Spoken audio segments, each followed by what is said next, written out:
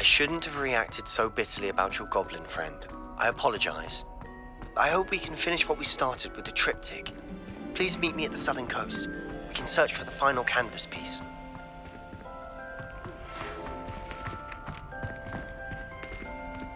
Revelio.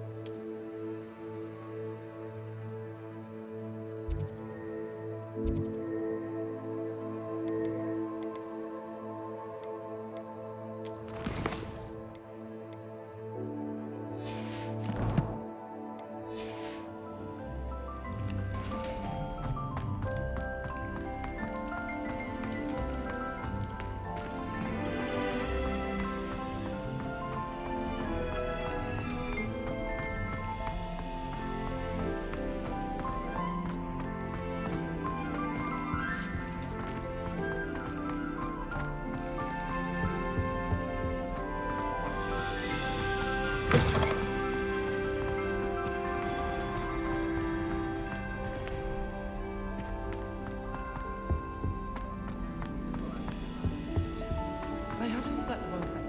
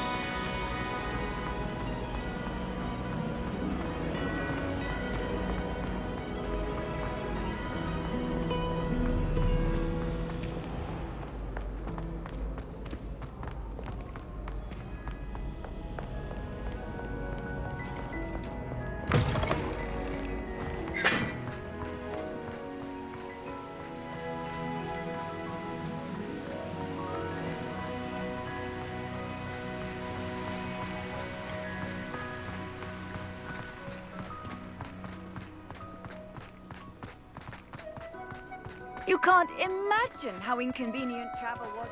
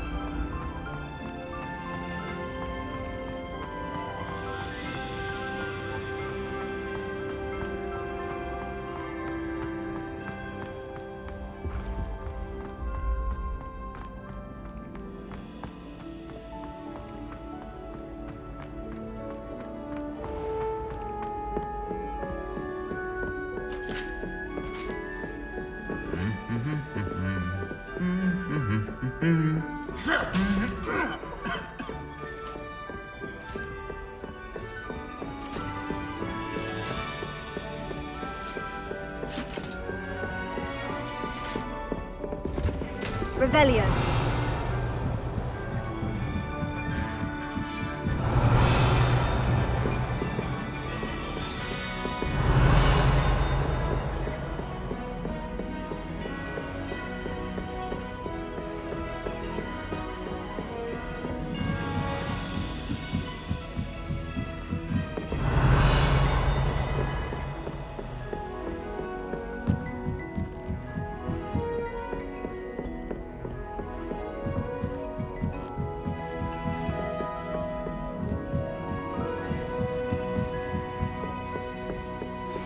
That relic is the key to saving Anne. I know it. Meet me outside of Feldcroft as soon as you can. Revelio.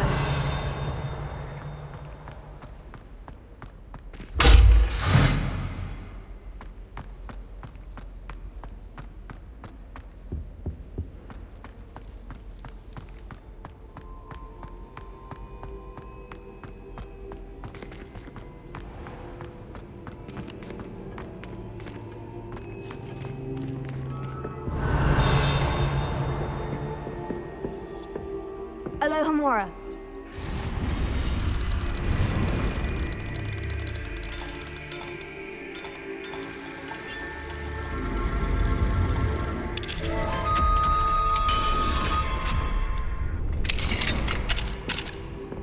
Revelio.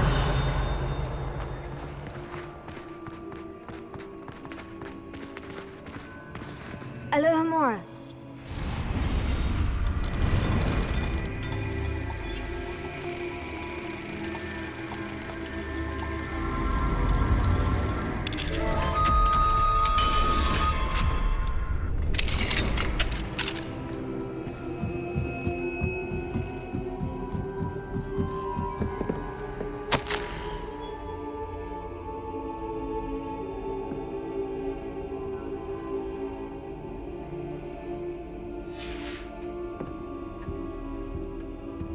Revelio.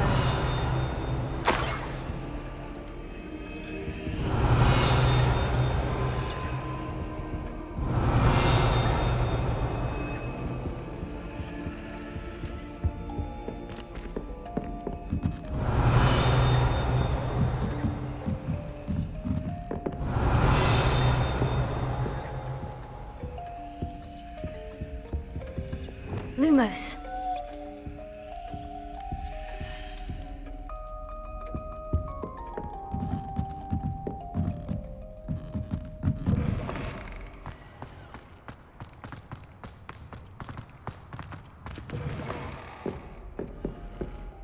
Revelio.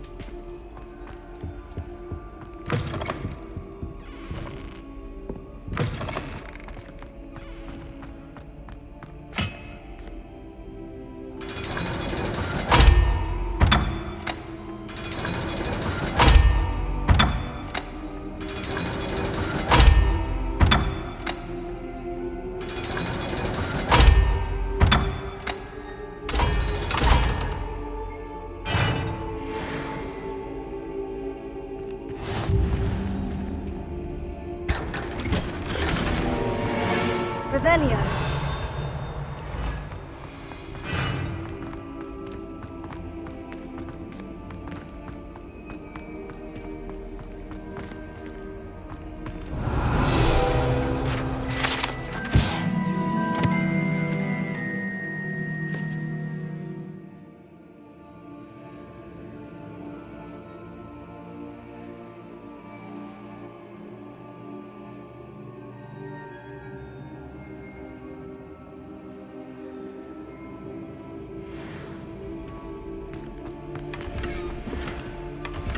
Revelio.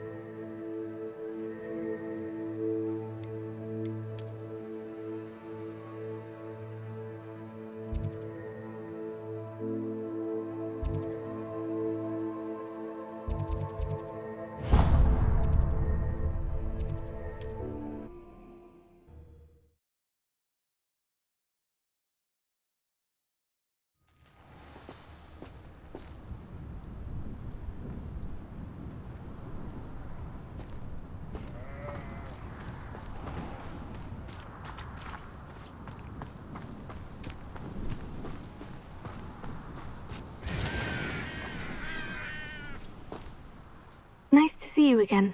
Nice to see you as well. How can I help you? What do you have for sale?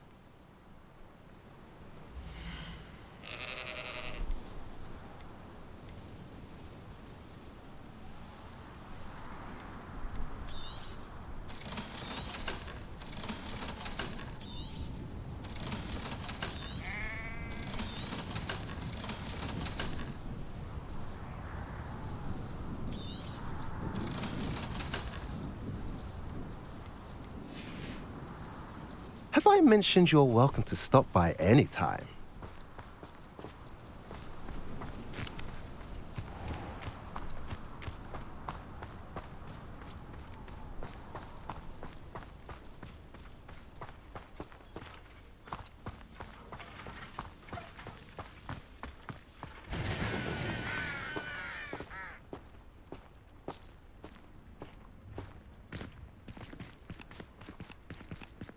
Sebastian, a lost relic from a catacomb which requires a dark sacrifice. I know how it sounds, but if this can help you, it's worth the risk. Does Ominous know about this? He helped find the scriptorium where we discovered Slytherin's spellbook. Very well. If Ominous will be there, I'll meet you. We don't have much time. Solomon wants to leave Feldcroft. What? Leave? Never mind. You need to stall him. Buy us time, Anne. Please. I shall do my best. I'll be in touch. Solomon can't take Anne from Feldcroft. Where would they go? When would I see her? Sebastian. I can't believe my uncle wants to leave Feldcroft. Anne's going to stall him. She must. We need time. Time? For what? I've learned more about the relic. I cross-referenced Slytherin's spellbook with everything in the library on relics and dark sacrifices. That's when I realized something. I believe the relic will only work inside the catacomb. We just need to get Anne to the catacomb and work out how to make a dark sacrifice. Our biggest hurdle may be convincing Ominous. Anne will only give this a chance if he's on board. And we have to keep all of this from your uncle. If he goes to the headmaster, we could be expelled. Let me handle Ominous this time. As for my uncle, he's not an Auror anymore. What he doesn't know, well, won't hurt us. Do you think your uncle would tell anyone at the ministry about all of this if he found out? If he found out, I doubt he'd go to the ministry. He didn't part ways with them well, from what I understand. He won't say, but I believe his strong aversion to dark magic has something to do with his time there. Anne thinks he once decided to fight fire with fire, so to speak, and resorted to using an unforgivable curse in a fight against dark wizards. At least that's what she thought she heard. When he realized what his job had led him to become, he left rather abruptly. So, I'm not sure he'd go to the ministry to report on his own family using dark magic now. Good luck with Ominous, until we meet again. I shall let you know when the four of us should meet at the catacomb. Look for my owl. See you soon.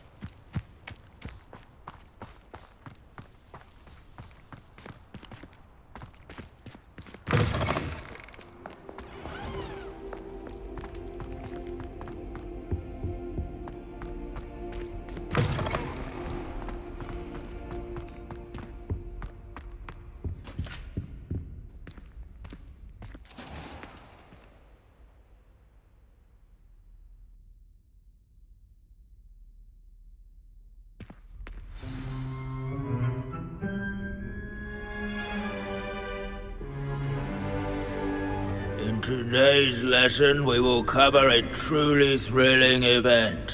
The Goblin Rebellion of 1752 and all its triumph and tragedy. But more specifically, we will address the devastating effect it had on the wizard milling industry. Throughout the many goblin battles, countless wizard cloaks were lost. Actually, we do know the number. 632. But history occurs outside the classroom. And look, it's time for my constitutional. One can practically osmose the history flowing through Hogwarts. I think the professor wants us to follow him. And now for a stroll to the bell tower entrance hall. Along with the rest of the castle, it was completed in the late early Middle Ages. The hall and the bell towers that loom above it contain myriad interesting artifacts.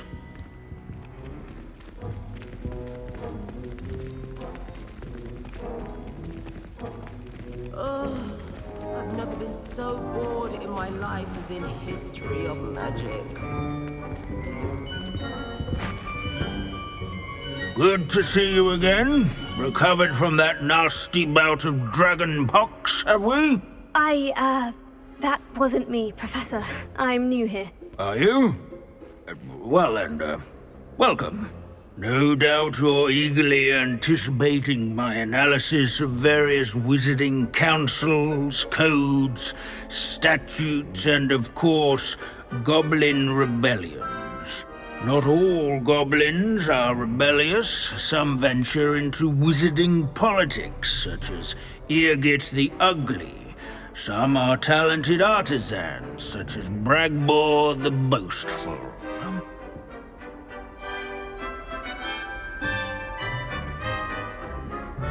Did you say Bragbor?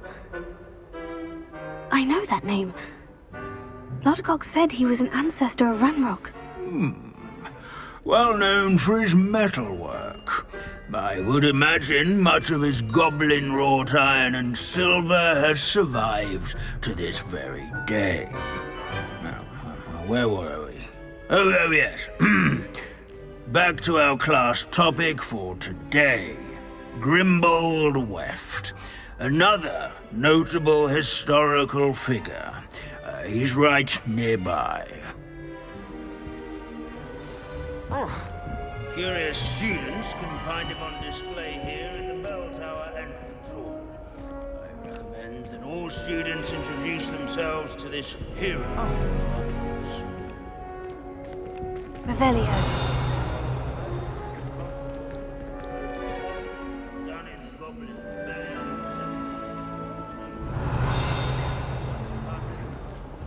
Wizard's coats. Without his quick hand. Wagadu's history is, well, a bit different than that of Hogwarts, to say the least.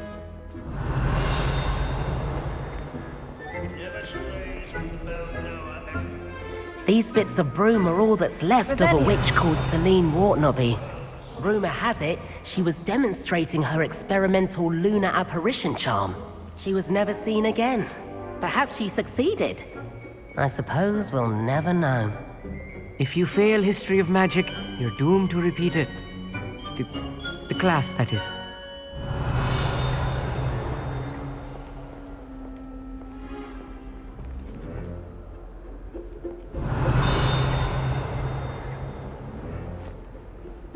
This Grimbold Revelio. sounds like a helpful fellow. Not a hero of the rebellion.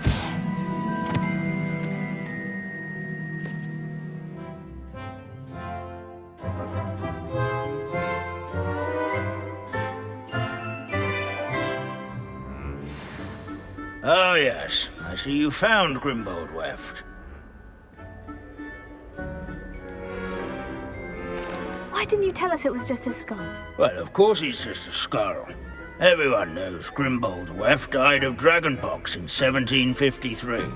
Now, let's turn our attention to the agreeability and general good nature of Sir Aphbuttle.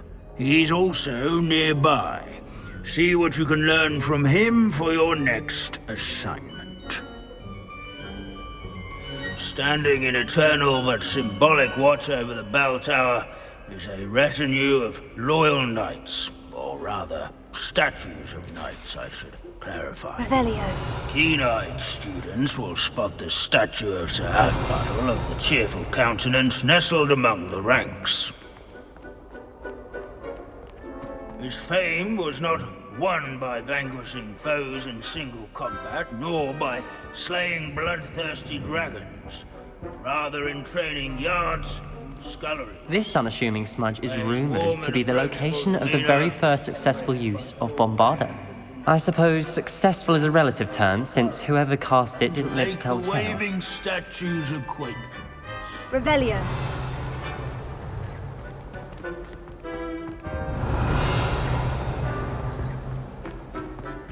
The Hogwarts founders could never have achieved such architectural majesty without the aid of powerful magic. This is a centuries-old likeness of Pangadon. Fearless mouse hunter and devoted study companion. People have always loved their pets. I find that comforting. Revelio.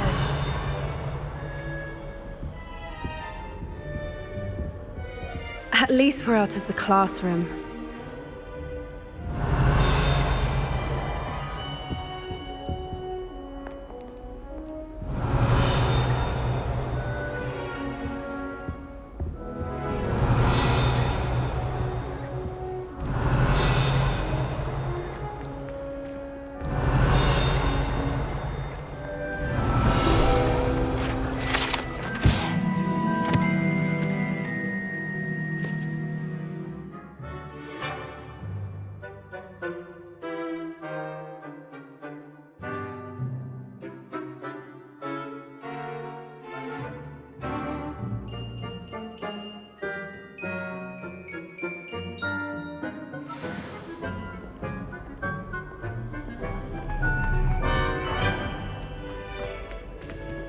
In all the centuries that Hogwarts has existed, not once has it collapsed.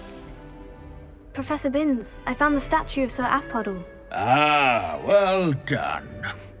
Alas, Sir Aphbuttle's affability was his undoing. Died instantly trying to befriend a basilisk. Eye contact is not always to be encouraged. So beloved was he that even some goblins mourned his passing. Of course, that did not bode well with the rest of the goblins, most of whom could not abide mourning the loss of a wizard.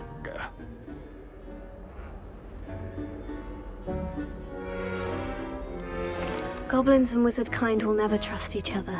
Yes, well, it takes a cauldron to raise a chisperful, as they say. History does tend to repeat. It is a series of patterns, a thought both comforting and disconcerting. The wise student, such as yourself, will learn from it.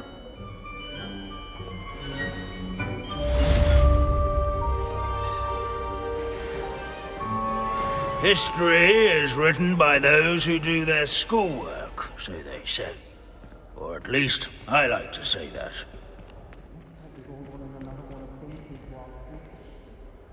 How can we do so much and accomplish so little?